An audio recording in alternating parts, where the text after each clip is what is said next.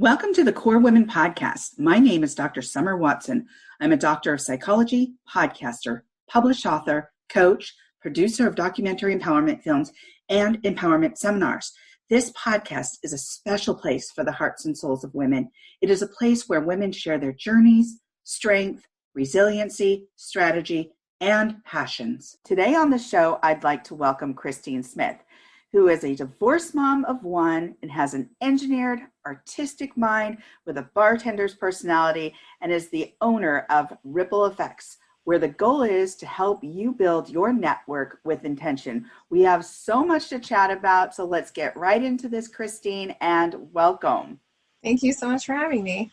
Absolutely, it is my pleasure. So let's start out by talking a bit about your personal journey and your gained wisdom. Okay. So my journey on, with RIPLEFX has been 4 years in the making. So I've been running events and running strategic networking groups for about that length of time. And it was after a transition into a new industry where, everyone assumes that you know how to network just because you've been in sales before. And after some trial and error, realizing that I hated going to events and not really getting much out of it, it kind of felt like being in the high school cafeteria all over again, trying to figure out which table I'm allowed to sit at. And I hated feeling like that. So I started just kind of doing my own events and then started running my own groups. And then it just ultimately built from there. And I like building a space for people to not feel awkward about who they are and what they offer. Awesome. Okay, so let's take a little bit of a step back because I want you to go into your personal journey and where you kind of started from, where your beginnings are, and how this all came about with RIPLEFX, but also how you've developed yourself over the years. So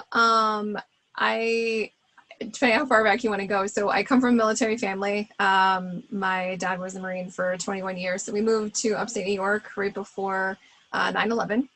And he retired right before that happened, which was crazy because we thought he was going to have to go back in. My brother now serves in the Air Force. And I went from a really big town in San Diego to a really small school in upstate New York. And I went to college out there, and I've had a lot of interesting life experiences. I was in a really bad car accident when I was 17, which put a lot of perspective on a 17-year-old. I was told I shouldn't have made it, and that was very weird hearing that from adults when you're 17 years old. And it completely changed, in my opinion, the trajectory of how I saw the world after that. And especially considering I had a very big injury, so part of my face was ripped open. And part of my face doesn't move now. So, which is nice from a perspective of I will never have wrinkles on that side of my face. But it just brought, like I said, a lot of perspective. And I ended up getting into the modeling industry without realizing it. It was purely because someone said I couldn't. And I was like, well, I'm going to prove you wrong. So I wouldn't do it anyway. And I've kind of had that mentality the entire time. So as I've progressed in different careers, people have tried to put me in boxes. And I've never fit, ever. Never fit in any type of box. So whether it's because of height related or not, I've never been able to fit in those boxes. I never liked doing things because people did them because that's what they always did. They never wanted to do it to be more efficient or to do a better job or, to serve people better. It was like, well, this is just how we've always done this. We're just going to do it this way. I never liked that mentality. And as I've gotten older and I've experienced things that I would never wish upon anybody, I've gotten firmer in my stance with that type of outlook. 2 years ago, I had some major significant life changes. My marriage ended, not necessarily abruptly, but it wasn't good. I was with a very toxic person, and it ended for very, not necessarily strange reasons, but there was things going on that shouldn't have been going on. And at the same time, the scary limo accident happened here in upstate New York, which was where 20 people died in a limo accident. And that was nine of our mutual friends passed away. And it was the same weekend that I realized my relationship was also over. and thinking my relationship would survive because of, this tragic occurrence. And these are like, one of the people was a roommate, and thinking like, okay, we can get through this, we can get through it. And no, it didn't, nothing. We didn't move past that point. And just having the realization that I can't let my daughter think this is okay. I can't let my daughter think that just because I was with this person for a really long time, that I should just sacrifice everything to just try and make it work. And it wasn't working. It hadn't been working for a while. And that was kind of a major turning point for me, was giving an ultimatum. Like, you're either in or you're out. You either want to make this work, you want to actually continue working on us, or we're going to part ways, because it's very unhealthy to be in a relationship with somebody who just isn't putting effort in anymore, and also not treating you very well on top of that. And I didn't want my daughter to think that that was an okay thing. And I talk about, we hear things about different levels of manipulation and abuse and things like that. And I'm like, we don't talk about the emotional and mental side of things enough, and how impactful that can be on someone's confidence, and how they are in their job, how they act as a parent, how they act as a friend. And I was like, nope, I am drawing the line here. I'm not gonna set this example for my daughter. So I moved out probably 5 weeks after that, when I dropped the mic, essentially. Yeah, right. And I moved out, and I pretty much started my life over, essentially, and got back into dating a couple months after that, which was, by the way, completely awful, but it's the journey, right? And I don't regret any of it now. If anything, I feel like I've gained so much more because I decided to go down the path that people told me not to do. And it was interesting too, like, being divorced, people look at you different.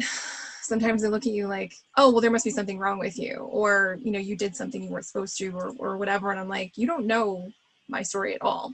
So why are you passing judgment just because my marriage didn't work out? That doesn't mean yours isn't going to. That doesn't mean that, you can't get divorced in the future. It doesn't mean you have to get married, right? We all have our own, thoughts on those things. But it was really hard to be a single parent and have that judgment be passed, on top of dealing with all this trauma and guilt and these emotions I've never, ever experienced before. And I would never want anyone else to ever feel that. And trying to figure out, well, how do I get out of this? How do I prevent myself from going into these dark holes all the time? Because you take ownership for, well, I'm the reason why this didn't work. I'm the one that ended it, so I'm the one that caused it. But that's not what happened. I'm the one that stopped the pain. That's what happened. I stopped the pain from continuing to happen and build scar tissue and be like, blind essentially to what's really going on here. Right. And I think I call, this situation like a true Phoenix epiphany, right? You come out of, you're in the lowest of the low, and you're like, I never want to go back into this place again. So I'm going to rise from all of these ashes of everything that's been burned down, and I'm going to be better than I ever was before. And I'm going to do things that I never thought were possible. And I'm going to make sure other people understand and can experience that for themselves. Because I know there's people in far worse positions than I am, and who don't have support like I had, fortunately, that maybe just need that little bit of oomph to get them going. Absolutely. Well, thank you for sharing your personal journey, because I think it will absolutely resonate with folks, because you've mentioned so many things during the process of sharing. So you've mentioned your own values and what you valued about yourself and what you've learned to value over time. You touched on the transitional points in your life and what you went through, some of the most difficult situations, such as divorce, accident, raising a child as a single parent, rewarding yet difficult, and wisdom gained. And then also your own personal boundaries, what those were, establishing those, setting those, modeling for your child and what that looks like, and not accepting because that's what I learned or because that's what I do. And that's significant. That means that you really had to redevelop and identify what it is that you valued and how you wanted to model for your child. And then knowing that if you didn't, all these things and even what you were going through kind of seeps through the veins of every aspect of your personal and professional journey. So you had the option and took the opportunity to really change what that looked like and pivot. So thank you. Thank you so much for sharing all of that. And as we went through that, I was just like, wow, you've touched on so much. So thank you for sharing. Let me take you back again, because I want to ask you something. You define yourself as somebody who is engineered, has an artistic mind with a bartender personality. I love that. Can you explain that? Because that's just so cool. I love that line in your bio. So with all of these things that have happened, so I've had major, tragedy occurrences in my life, right? And I feel like every single time one of these things happened, I guess the best visual description I can give you is we all have these glow sticks in our brain, and they all haven't lit up yet. So I needed something to happen to break more glow sticks in my brain, to get me down a different path and eliminate some of the fog around the vision that I had. And this most recent, occurrence, even though it was almost, 2 years ago, had a lot of glow sticks break. I think there was a lot of things that happened. And I started realizing I'm a very logical person. I think very much into the future. I'm a planner, not just a year. We're talking 5, 10, 15, 20 years. And I'm looking at, okay, I'm doing this now. How am I going to get there? And then the creative aspect of myself is I not only can, light the, see what's at the end of the tunnel, but I know how to light the path. And I also know how to look at, well, how do I do this in a way that other people are going to want to follow? Or how am I going to do this in a way that is going to be attractive? Or how am I going to do this in a way that's going to keep me motivated? And I think the problem solving side of an engineer's brain, when you collaborate it with somebody who is, painting outside the box all the time and likes to add pretty bows and colors and glitter to stuff, that's totally me. And I think that kind of goes by my website for RIPLEFX. It was based off of that. I'm like, I need a process. I need it straightforward. I need it simple, but I need it to flow a certain way from a very matter of fact standpoint. But I also want it to look pretty at the end of the day. Well, you're definitely using that left and right side of your brain. There's balance, there's strategy, there's process, there's so much. And I love, love, love the glow stick analogy. That is just the coolest. So I'm going to ask you my follow-up question here. So can you elaborate? And you did touch on your company, RIPLEFX. So can you elaborate about your journey of being an entrepreneur and your development of this company? I've had the entrepreneur bug for a really long time. I remember being younger and being like, I'm going to start a dog babysitting business and I'm going to make money babysitting, and just always thriving in the space of being my own boss. And it's actually been really interesting to watch from a career perspective. So I actually helped start a direct mail publication in my early 20s. And it was after working for the competitor direct mail publication in the area that I was in. And, then transitioning into different sales positions, but I liked doing it because it gave me some time freedom. I had my own business. I've been commissioned for a really, really long time. And it's something that allows me to use the creative side of myself, which I can't stop. I can't just be like, nope, got to be, straight laced all the time. Can't do that. So I wanted to continue doing that in a way, as I got into different businesses and worked for different companies.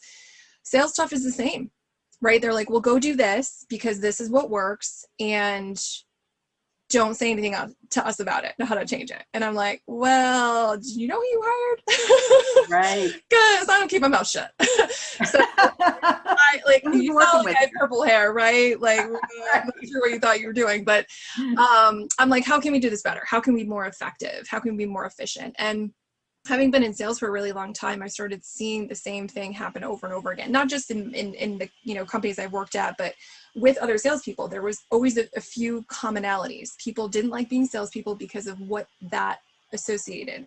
So there was always a negative association to that, right? Like people don't have good experiences typically with salespeople. So they lump everybody into that bucket. And then there was, well, I can never keep my funnels full. And I'm like, okay, well, why is that? And, you know, I don't like talking about what I do because they don't feel confident with what even it is that they sell, even if it is something that they really like doing. Mm-hmm. So I'm like, how do you build yourself as a resource? How do you own what it is that you do? How can you be a salesperson without having the used car pitch approach and actually feel good about what it is that you're doing? Whether you're in, you know, you work for a multi-level marketing company, a networking company, a sales company, you sell soap, you sell cars, doesn't matter. You should have unequivocal ownership to whatever it is that you're doing. So I started practicing that myself. I'm like, okay, well, what if I just build myself as a resource? And I tell people like, hey, listen, here's what I do in a matter-of-fact way. So I'm not selling you, I'm just telling you, here's what I do, here's how I'm different, here's the type of people I want to look for, here's what to listen for. And when you introduce me, here's how you're going to do it. That started catching on and people were like, wow, that's really cool. And then I started getting clients that way. And I started replicating that. And then I was teaching other people, well, here's what to listen for. I was coaching them on how to prospect for me. And I was like, do you know how much time I got back in my life not having to prospect anymore? And I wasn't making any cold calls. Everybody talks about cold calls all the time. Like, well, you got to do it as part of the process. No, it's not. Why do we do this? Why do we torture ourselves? I don't want to torture myself. I don't have time to necessarily do like 40 hours of prospecting a week, right? We still have to work in our business and on our business. So, you know, everyone talks about how they want referrals, but I'm like, referrals don't work if you don't have advocation. And if you can't advocate for yourself, what makes you think someone else is going to advocate for you? So I was like, all right, I need to own what it is that I'm doing. I don't care what it is I sell now or in the future. I need to own what it is that I'm doing. I need to have a clear picture. I need to have keywords. I need to be very clear in what I tell people, what it is that I do and how I work with people and what I solve. Because if they can't repeat that in as few words as possible to somebody else, nothing's going to happen out of that. There's no further fireworks. There's no further introductions. There's no potential for referrals. I'm just telling people a blanket statement. Hey, I work with everybody, which is what people do, right? I don't want to. I work with everybody. No, you don't. Right. No, and I love that. I absolutely love that. That is so important that you absolutely use those keywords, that your message is super clear, and that you know what you're doing. And on top of that, what you value. If you don't know what you value and how that aligns with what you're doing, what's the point? Right. What's the point? Right. So I love your equation in relation to networking and what that looks like to you. That's where your engineering side comes out, that foundational 1 + 1 equals, so you've got that equation worked out, which is awesome. So can you go into, because RIPLEFX is about networking, can you go into how networking has changed over the years due to digital media and our use of social platforms, and how to create a similar, and this is really something that's come up for me lately, and I've been hearing this topic of conversation on the sidelines a little bit, but how to create a similar human connection using these platforms as compared to in-person connection. As somebody who's worked in human services, there is a difference to me between using our social platforms, digital platforms, and gaining connection versus in-person connection where you actually can see, there's this visceral thing going on. So tell me a little bit about this. Give me some of your insights. So networking, I feel like, is mostly a bad word. So when people typically have heard that, and let's look past like pandemic for a second, because obviously that has significantly changed how we interact with other people. But so prior, to just being 100% virtual most of the time, people, what they thought networking was to go to an event, you talk to a few people, you hand out your business card, and that's what it is, right? That's what it's all about. Yeah, you might have a one-on-one meeting after that, but that's not always people's goal, right? And I think what's been unfortunate about that is we have those bad experiences that those cause that emotional stir within, like, in the deep parts of ourselves, and we're like, that was bad experience. I don't really want to do that again. Why do I have to do that? And what's interesting is if you actually talk to somebody about, well, tell me about what you think networking is. And people are like, oh, well, it's to gain business, it's to get myself out there, to build my brand, to make friends, find clients, whatever, right? And I'm like, well, what if I told you that you actually network on a regular basis, but it's not this hard? And people are like, well, what do you mean? And I was like, well, you just said friends. Like, you did have a correct answer in there. I'm like, yeah, we're trying to build a business. We're trying to find clients. We're trying to build our brand, right? But you network on a regular basis without making it weird. That's how you have friends. That's how you have a significant other, either at some point now, or you had one in the future, in the past, or you're going to have one at some point, right? And I'm like, but as soon as we put that professional hat on, we're like, oh, I don't know what to do. And then now I revert back to my sales process and I'm like, yep, everyone's going to be a client. I'm just, looking at people who are going to be clients, and that's it. And you forget about the human emotional component that is with community building and building relationships with people, which is truly what networking is, and I think should be. So when you're transitioning into, if you've never networked before, like you kind of have the run of the field, right? You can test all these different things out and see what works and what doesn't. But people actually want that relationship. They want to meet people and have these in-depth conversations. At the end of the day, it doesn't matter what you do. No one cares what it is that you sell or what you offer, because if they don't trust you, if they don't know you, they don't like you, they're not going to buy from you anyway. So, having those other conversations, I feel like is just so impactful, and you can do that digitally. So, kind of transitioning into like, how do you loop in social media? How do you loop in virtual stuff to still have a powerful network? It's communication. At the end of the day, how much effort are you going to put out there to build your brand, which is you, and build your reputation, which is you? And what are you doing for other people to serve? At the end of the day, I really feel like whatever it is that you do, you should be in the business of serving others. So I don't care if you sell cars, I don't care if you sell gold bars, I don't care if you sell makeup. You got into that business to serve and solve a particular problem, right?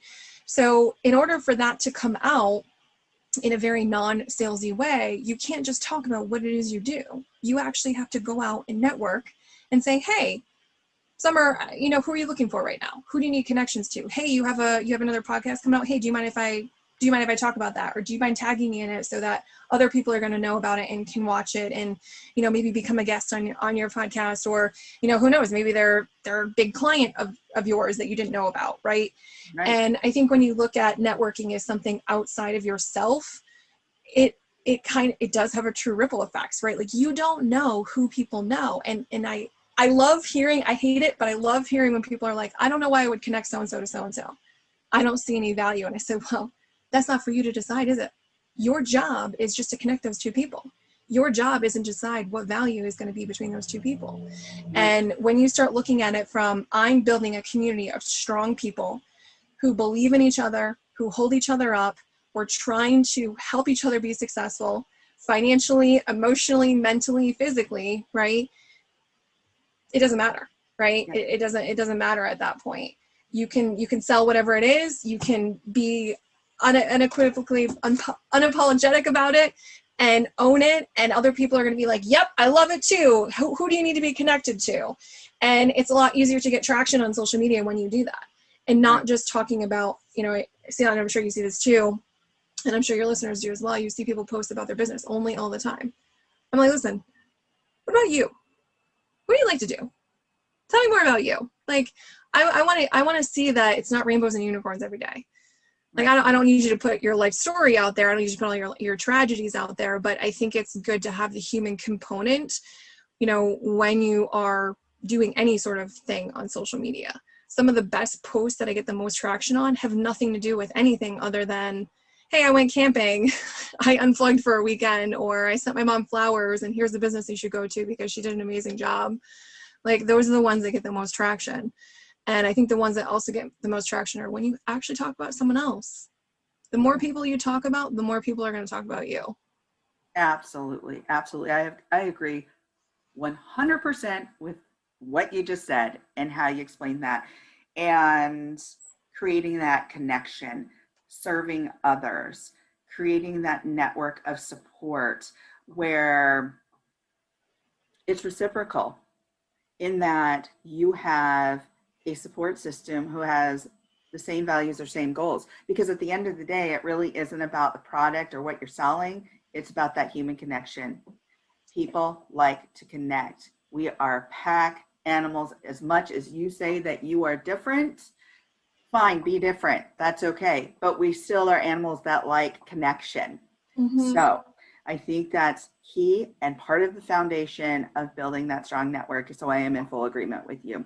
So thank you for explaining that. So you did touch on this, and we're going to get into this just for a brief second, but how has your practice or practice changed due to the pandemic, and what unique ways has your business strategies changed because of it?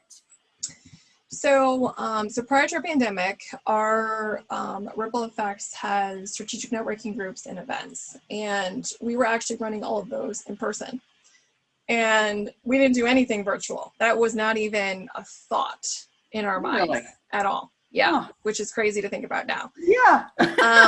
So I actually had just gone back from vacation, and it was that week that we had to go into quarantine. So the groups that were meeting this week, I literally sent, we only had, 3 or 4 groups at the time. So we have 14 now. And so I sent a message to, the team leaders. I was like, hey guys, just transition to virtual, and, we'll reconvene at a later point. And then what ended up happening, so, we continued as normal, right? We just did everything virtual via Zoom. And it was a little clunky at first. I've been using Zoom regularly, so it wasn't like a huge transition for me. But I know some other people, it took a little bit of time. And then as time went on, I was actually having people come back to me, and they're like, I love this so much better. And I was like, really? And they're like, yeah, well, I don't have to drive anywhere. So what's interesting about this transition to virtual meetings is we actually didn't really, we thought about it, but we didn't think about it in a way with actual time management. So we inadvertently would put time into travel somewhere, right? We're like, oh, okay, I can't have a meeting after a meeting if I have to travel somewhere. So you would just be like, oh, I have to have a half hour or 40-minute gap, whatever.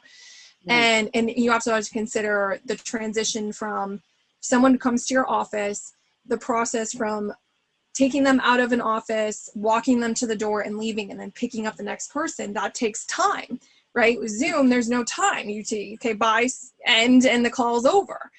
And I started realizing, I was like, oh my God, we have this massive opportunity right now to just have our groups be virtual, and people can actually gain time back, and people get to come and participate who wouldn't have otherwise been able to participate just because of where they're located. They're located in the boonies, and it takes them an hour just to get over here, but they don't normally need to come over here because maybe they work from home. So, and then it started building out to, well, what about networking with people who aren't in the area at all? Like hours away, states away, countries away. So if you're in a position and you have a job where you actually need to network with people outside of your area on a regular basis, well, shouldn't that mean you should be talking with those people on a regular basis? Like every week?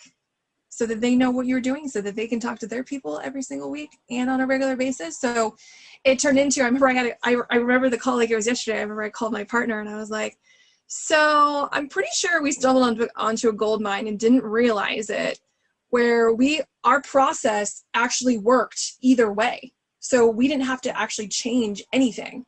Our process was already built and worked in the virtual space. We just didn't know it yet.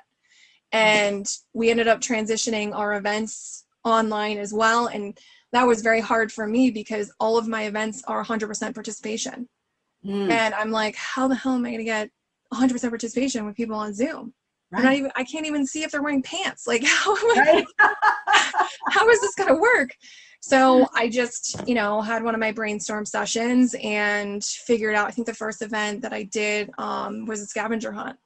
And the scavenger hunt, now people are like, oh, how do you do it? How do you do a digital scavenger hunt? I'm like, it's a blast. It's so fun. And I have 2 different kinds. I have one where people use Google to find stuff, and they have to screenshot what they found. Awesome. So like street version of like, you find me a yellow car in Virginia, and they Google like yellow car in Virginia and find me like the oh wow Google Maps. And then the other side is like just having people run out of the room quick to go find something and come back. And then, yeah, it's hilarious to watch. And I'll ask them like a question after that. But it ended up working out really well because now I have this whole other side of opportunity and, you know, event capability that, you know, even when we do go back to doing 100% in-person events or even 50-50, we need to do virtual events now because we have members that aren't in our state anymore. We have members that are not in our area anymore. So I want to make sure that we're representing everybody. We'll still do local stuff, right? Because there's no reason not to. But from a scalable level, we need to make sure that we're still appealing to the masses. And that's kind of where the roundtables came out every Monday. It started out as a training program. I trained every Monday was how to network strategically virtually. So we'd have a different topic every single week. And then it turned into a roundtable and we just continued having really great discussions on different aspects of business, so time management, you know, the fight or flight mentality in business, branding, marketing. We talked about business plans for the last 2 weeks, and building, like, you don't have to build a 40-page business plan. You can actually do a 1-page business plan. Do you know how to do that? Do you know what should be on it? And it's been really awesome. Pandemic has offered us an opportunity that we didn't realize there was a gap for. Right. And that's a great reframe, you know, that there is opportunity in change. So much. It's just how you look at it. It's your mindset about it. And a lot of people get stuck by getting in front of themselves, by being in the way of themselves because of that change. So many times we just got to step back, understand it, digest it, and then really go forward in regards to, okay, I can deal with this change. It's about how do I strategize through it? So to that point, can you give me a couple of life hacks on how to improve your networking skills? So I'll actually give a challenge out that I'm actually doing in one of the Facebook groups that I'm in right now. So the challenge was to reach out to 100 people in 10 days that are already in your network. So you're already connected to them on LinkedIn or Facebook or whatever social media platforms that you use. And you want to do it in a way that it's not about, oh, I'm going to sell this person. It's, hey, I realize we're connected and we actually never had a conversation. I want to see if there's any synergies in, you know, moving forward in a, you know, professional type relationship. And then if you actually get a response, which has been very interesting to hear about in the group that I did this challenge for, it's been like 2 out of 3. People are getting, for every 3 people they reach out to, 2 people are responding. It's crazy. And now their calendars are getting full, right? And I was like, actually, this is how you power network. This is how you network intentionally. But what are you doing in those meetings, right? You don't want to ruin it. You want to have all these meetings and nothing comes out of it, right? You always want to get fruit out of these meetings. So you build an agenda, right? So the agenda can be like, talk about why you got into your business. Tell me about who your clients are specifically. Tell me tell me what I should be listening for. You know, tell me about how I should introduce you. And that person's eventually going to ask you the same thing, right? And you want to respond as matter of factly as possible. And then set expectations in that meeting. Okay, what is it like if we continue networking together? What is that going to look like? How often do we communicate? Do we support each other on social media? Do we invite each other to events? You know, what does it look like for you? And what's interesting is after that happens, those people are not going to have that experience. Unless they've talked with me at some point and other people are replicating that, you're not going to usually experience something like that. And what's interesting is now people want to be a part of that. They're like, oh my God, that was so different. I want to be a part of that. I want to work with you. You'll get people who want to just work with you. So that would be the challenge I would give. You know, 100 people, 10 days, reconnect, have really intentional conversations and see how those people fit into your life. And you might be surprised. They might actually become clients. Right. Bravo, Christine. I love it. Thank you for the challenge. Thank you for putting that out there to the listeners. I think it's fantastic and so meaningful. As a matter of fact, to kind of piggyback on this morning, I was looking through my messages and I use multiple social platforms.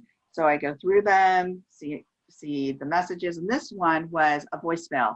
And it was somebody who is a business owner that I worked with before. And she just said, it had been a while since we connected. And she left a voice message on LinkedIn and said, I just want to reach out to you. I want to see how you're doing, what's going on, how I can be of support to you.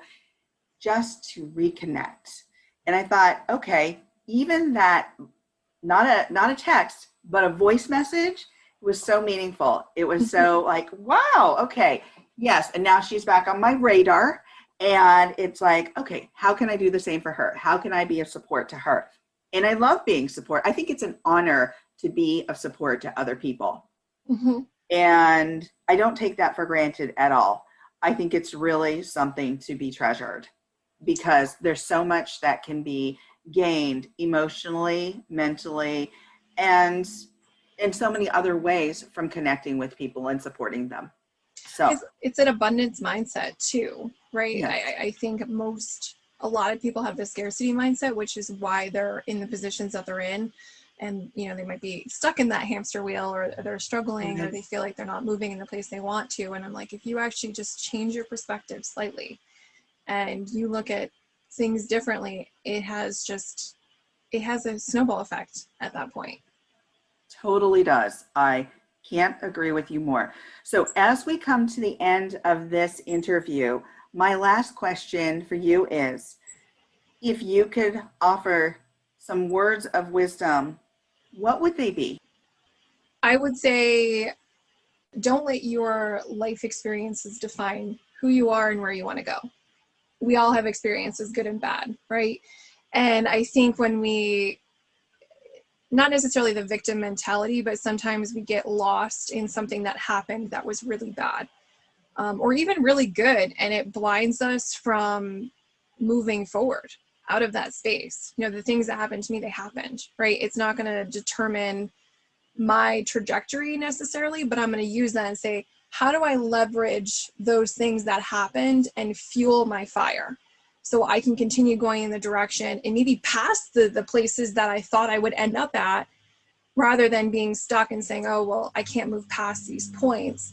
And I think also realizing that if it wasn't for me coaching with somebody, I would not be here. I would not be here. And really having somebody address my mind, my mindset, the fog, the emotional turmoil. And I think, we're all emotionally involved with our own decisions. So sometimes just having an external perspective and somebody who doesn't know you well, I think is really helpful, because then they can just be, hey, you should try this, right? Or you should try this, or hey, think about this, or say this to yourself.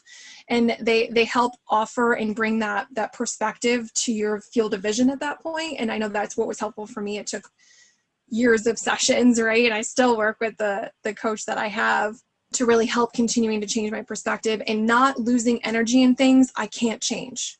I can't change what already happened. I can change how I react, and I can also change how I'm going to do things moving forward. So if I have a different outlook and a different perspective and it's as positive as possible, doesn't mean that bad things aren't going to happen. It doesn't mean I'm not going to have bad days, but it's not going to put me in a place where I can't control my reaction. I can't get out of the hole that I dug myself into. And if that's one thing I can offer somebody, I'm hoping that's it. Well, thank you, Christine, for joining me on the KORE Women podcast today. Thank you so much, Summer. Absolutely. If you'd like to connect with Christine Smith, please follow her on LinkedIn at Christine Smith 34. You can also follow her company on LinkedIn at RIPLEFX or at RIPLEFX.us. If you need a strategic empowerment coach, contact me. If you want to tell your story of empowerment or how you have reconstructed your life to drive change, send me a video or an email of your story, providing permission to use it on my social media platforms. If you want to be featured on my podcast, reach out to me at info@korewomen.com. I want to hear from you and to get to know you. You are now part of the KORE Women home. Let's get to know each other. Let's learn from one another. Please follow KORE Women on Facebook, Instagram, and Twitter. Please let your women friends know about this podcast. If you write about KORE Women in your social media posts, please hashtag KORE Women.